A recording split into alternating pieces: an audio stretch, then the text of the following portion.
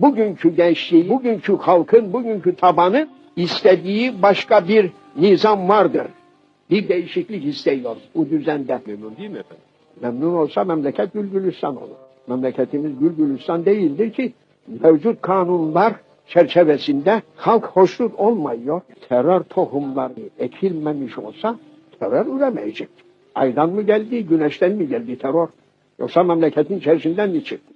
Memleketin içerisindedir madem nereden olacak başka? Aydan günden gelen değil, memleketin insanıdır.